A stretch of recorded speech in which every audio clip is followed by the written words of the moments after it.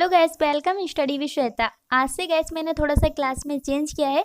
जैसे कि आपको पता है कि हम पहले 20 क्वेश्चंस को कवर किया करते थे, बट उसमें क्या हुआ करता था, मैं आपको उस क्वेश्चन से रिलेटेड डिटेल को नहीं बता पाती थी। तो गाइस आज से हम क्या करेंगे, एक टॉपिक को लेंगे और उस टॉपिक के बारे में अच्छे से डिटेल में जान लेंगे। देन उसके बाद उस टॉपिक से रिलेटेड जितने भी इंपॉर्टेंट क्वेश्चंस बनेंगे उनको हम लास्ट में कवर कर लेंगे। तो इसी प्रकार गाइस आज का हमारा टॉपिक रहेगा गुलाम वंश। इस टॉपिक में मैं आपको कुतुबुद्दीन ऐबक एंड इल्तुतमिश एंड रजिया सुल्तान के बारे में बताऊंगी।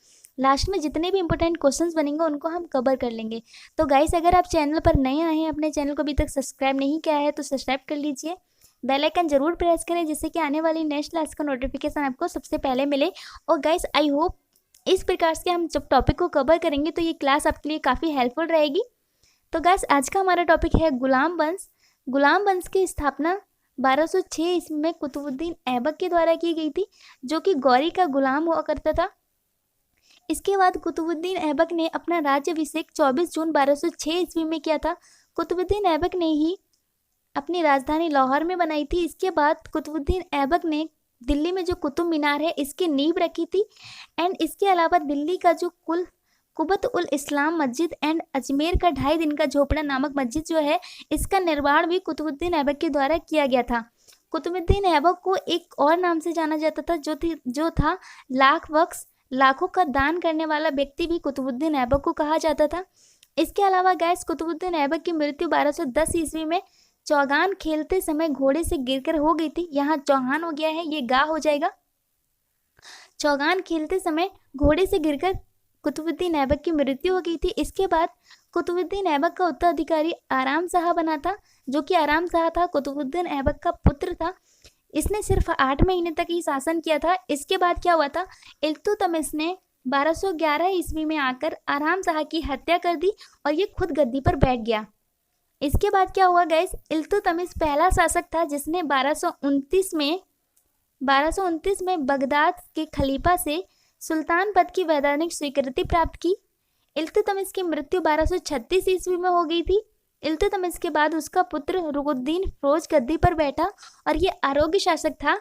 इसलिए क्या हुआ, शाह तुर्कान के प्रभाव से परेशान होकर तुर्की अमीर ने रुकुद्दीन को हटाकर रजिया को सिंहासन पर आसीन किया। अब रजिया कौन थी, रजिया जो थी वो इल्तुतमिश की पुत्री थी। पहले क्या हुआ करता था, जो भी शासक हुआ करता था तो उसके मरने के बाद उसका जो शासन था उसका पुत्र ही संभाला करता था। बट यहाँ क्या हुआ, रुकुद्दीन जो फिरोज शाह ये अयोग्य शासक सिद्ध हुआ, तो इस वजह से शाह तुर्कान इससे परेशान होकर इन्होंने क्या किया, इसको हटाकर और रजिया को सिंहासन पर बिठा दिया। तो चलिए हम रजिया के बारे में थोड़ी सी डिटेल जान लेते हैं। इस प्रकार रजिया बेगम मुस्लिम महिला थी जिसने शासन की बागडोर संभाली। ये पहली महिला बनी जिसने शासन की बागडोर संभाली। इससे पहले जो थे पुरुष ही, यानी कि जो लड़के हुआ करते थे वही अपने पिता का शासन संभालते थे। तो रजिया सुल्तान पहली ऐसी मुस्लिम महिला बनी जिन्होंने शासन को संभाला। इसके बाद क्या हुआ, रजिया ने पर्दा प्रथा को त्याग करके पुरुषों की तरह चोगा, जिसको काबा यानी कि कोट, एंड कुल्हा जिसको टोपी कहा करते थे, पहनकर राज दरबार में खुला मुंह करके जाने लगी। खुला मन का यानी कि वो पर्दा नहीं किया करती। पहले की जो स्त्रियां होती थी वो पर्दा किया करती थी, बट जब रजिया सुल्तान जब शासिका बन गई तो इन्होंने पर्दा करना छोड़ दिया। पर्दा प्रथा को त्याग करके पुरुषों की तरह रहना शुरू कर दिया। इसके अलावा रजिया सुल्तान की शादी अल्तुनिया के साथ कर दी गई। अल्तुनिया के साथ शादी करने के बाद रजिया ने पुनः कोशिश की कि वो गद्दी को प्राप्त करें, बट वो असफल रही। ये दोबारा से शासन नहीं कर पाई और रजिया सुल्तान की हत्या 13 अक्टूबर 1240 ईस्वी में डाकुओं के द्वारा कैथल में कर दी गई। कहाँ की गई थी, कैथल में, जो कि हरियाणा के पास है। तो गाइस हमने टॉपिक को कवर कर लिया है और इस टॉपिक से रिलेटेड जितने भी इंपॉर्टेंट क्वेश्चंस बनते हैं अब उनको देखते हैं। देखिए पहला क्वेश्चन है हमारा, कुतुबुद्दीन का शासनकाल कौन सा था, तो ये था 1206 से 1210। इसके अलावा नेक्स्ट क्वेश्चन है, गुलाम वंश की स्थापना किसने की, तो कुतुबुद्दीन ऐबक ने 1206 में गुलाम वंश की स्थापना की थी। इसी प्रकार नेक्स्ट क्वेश्चन है, अजमेर का 2.5 दिन का झोपड़ा नामक मस्जिद का निर्माण किसने कराया, तो ये भी कुतुबुद्दीन ऐबक के द्वारा कराया गया था। नेक्स्ट है, कुतुबुद्दीन ऐबक को और क्या कहा जाता था, तो लाख बख्श कहा जाता था, जो कि लाखों का दान करने वाला व्यक्ति के नाम से ये जाना जाता था। इसके अलावा नेक्स्ट क्वेश्चन है कुतुबुद्दीन ऐबक की मृत्यु कब और कैसे हुई। तो 1210 में चौगान खेलते समय घोड़े से गिरकर कुतुबुद्दीन ऐबक की मृत्यु हो गई थी। इसको कहाँ दफनाया गया था? इसको लाहौर में दफनाया गया था। इसी प्रकार नेक्स्ट क्वेश्चन है इल्तुतमिश की मृत्यु कब हुई। तो अप्रैल 1236 में इल्तुतमिश की मृत्यु हो गई थी। नेक्स्ट क्वेश्चन है रजिया किस शासक की पुत्री थी। तो ये इल्तुतमिश की पुत्री थी।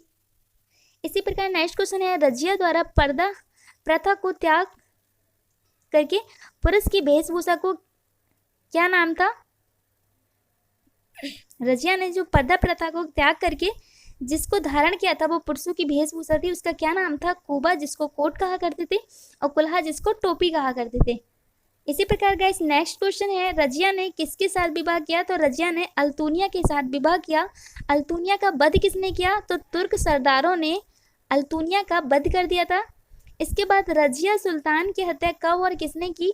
तो 13 अक्टूबर 1240 में डाकुओं के द्वारा कैथल के पास रजिया सुल्तान की मृत्यु कर दी गई थी, हत्या कर दी गई थी।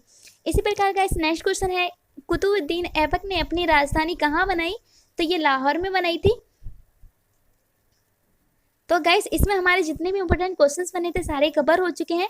तो गाइस आई होप, मुझे लगता है कि पहले से ज़्यादा ये ज़्यादा क्लास आपको हेल्पफुल रहेगी अगर हम इस तरह से कवर करेंगे।